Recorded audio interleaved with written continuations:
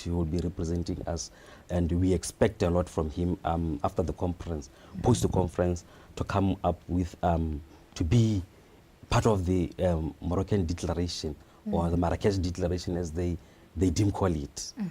Maybe whilst we're there, let's also talk about the participation there, or the responsibility, the roles that SORSA will be playing at the conference. What is it that we're going to be doing at the conference? What is it that we expect to have as the outcomes from our own participation through SORSA?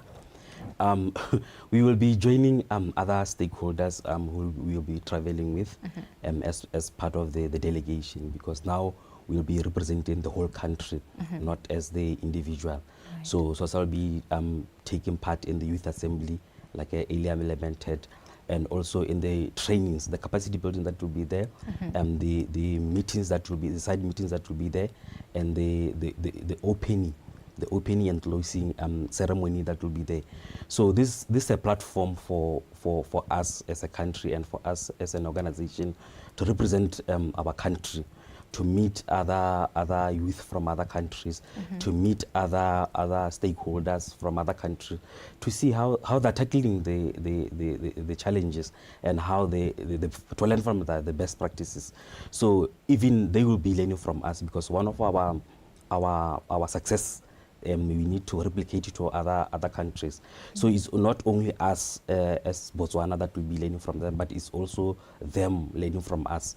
Because, you know, like in the past years, we've been doing great in programs such as IRAP, the school infrastructure program, and the advocacy program that we've been doing, partnering with the Department of Road Transport and Services, doing the campaigns, doing a lot around the country, and doing the surveys that have been successful to gauge the road users' ability on the road.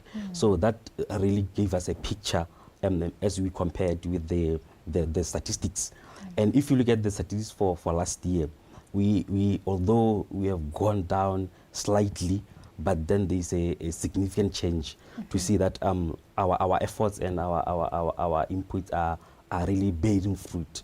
Although that we are a small population, but we lose, averagely we lose around 400 people. But last year we saw that the figures were not that alarming.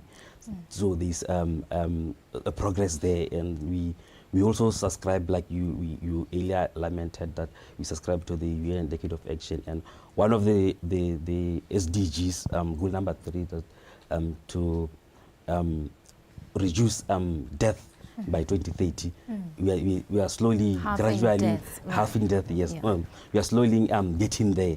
Although we with the speed that we anticipated, we are not getting there, but there is light at the end of the tunnel. Right. Would you say, though, that I know from what you're saying, you were speaking about a lot of activities that have been taking place. Of course, we've also seen in Botswana what SORSA has been doing, of course, in partnership with the other stakeholders. So would you say we have made significant progress? Are we moving well? Is there a good rhythm towards 2030? Are we really getting there with what we have targeted? Yes, the challenge now is, you know, last year we had change in administration. Of course, there'll be some changes there and there, and we have to learn new people in the new offices, re-strategize and reintegrate. But so far so good. We can see the direction that we are taking, and I'm happy that the head of state is adamant with the law. And you know, with road safety, we have to go along with the law. Like we have the Road Traffic Act, we have the enforcement to say that if people break the law, these are the repercussions or the backlash. So it's something that we are looking forward to, and something that we are looking to explore more and to work on our favor as an advantage. One of the project that we have done in the past that have worked well is working with the First Lady. So it's something that we are really looking forward to tap onto again. And again, she's someone she's a lawyer by profession, and you know, road safety need for us to reform the whole law or the whole regulations. We need to go with proper channels, or we need someone adamant with the law. So for us, it's something that is going to work on our favor, and it's really bearing fruit. And both our leaders like children, and as I mentioned earlier, that we will be having the youth assembly. That's when we will be also presenting our case study there, the Botswana case study, to say in the schools that we have worked on, or with the partnership that we have had, these are the results, and these are the evidence-based results, and to say we have done a lot, and there's significant change. Because at first, before we implemented the project, there was the children were at risk, but now the risk is minimal.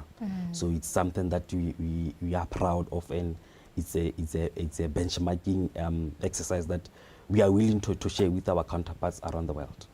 Definitely. I think one of the activities I took a well note of is having the court right by the roadside for children. I think it's something that really was a great example for people to know what exactly it is, what the threat that we are posing, even if you don't get involved in a road a crash or an accident, whilst if you are driving in a way that if you are not obeying the traffic rules, basically. And so now, speaking of which, now let's talk about the young people, the youth here in Botswana.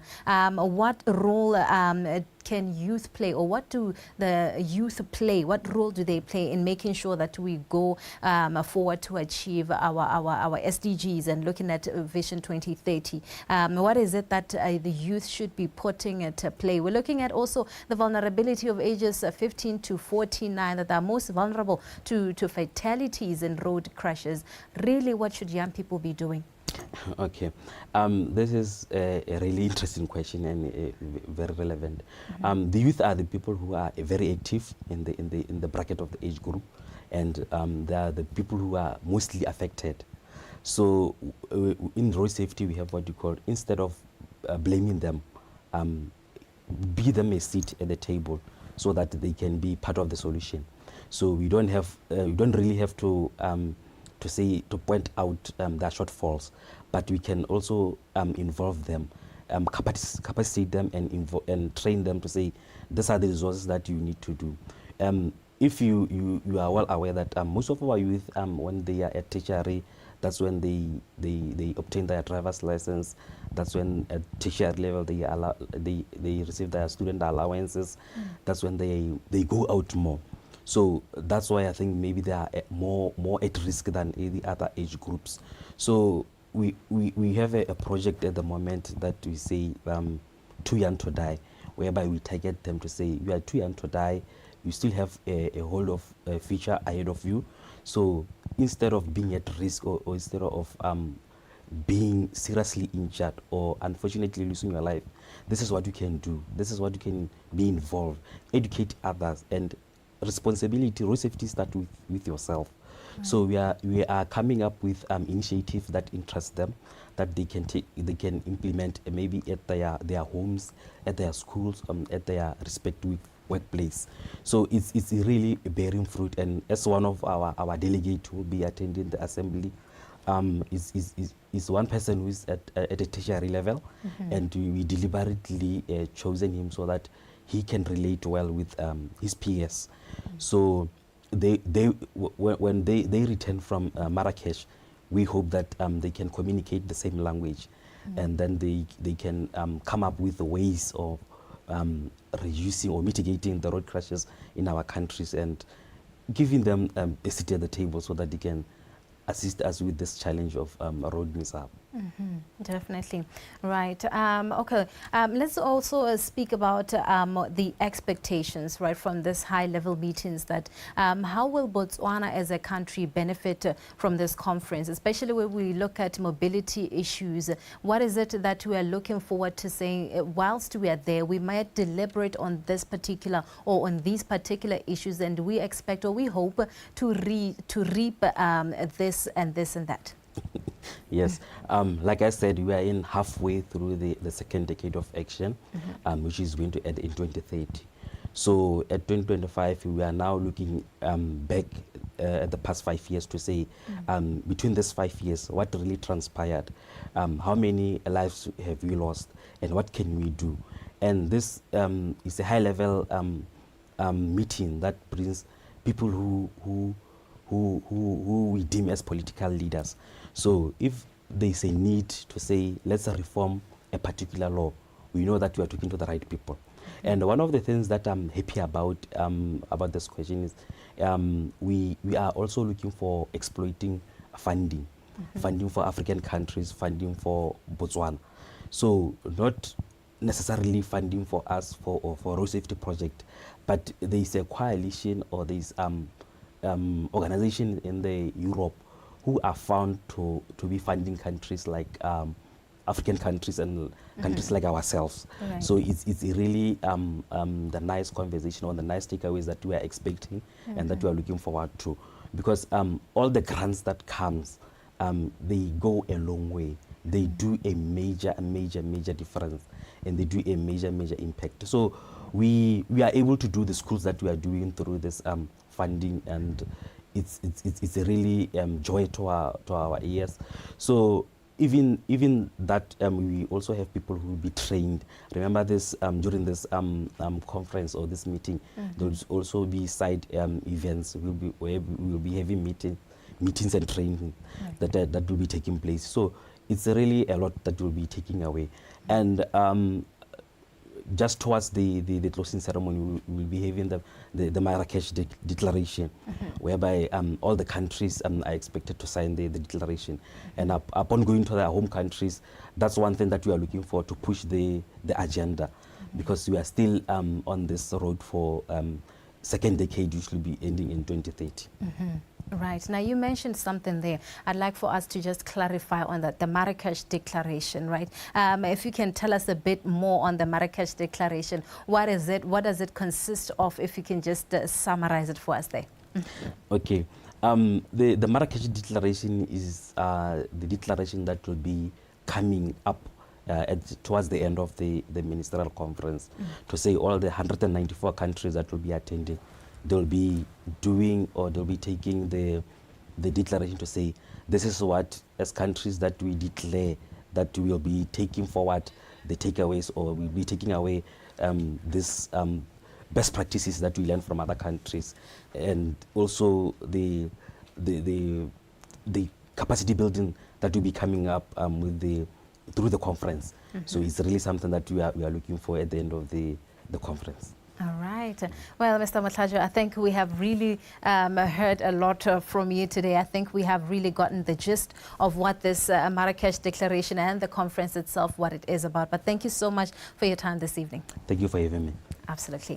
That was Mr. Motlhajoe from SORSA. Of course, we're talking the upcoming conference, or the ongoing, just started conference in Marrakech, Morocco, and the representation we have thereof. And of course, Botswana, when it comes to road crashes, road accidents, road safety, really, what is it that we're looking forward to doing going forward? Ikanya rona.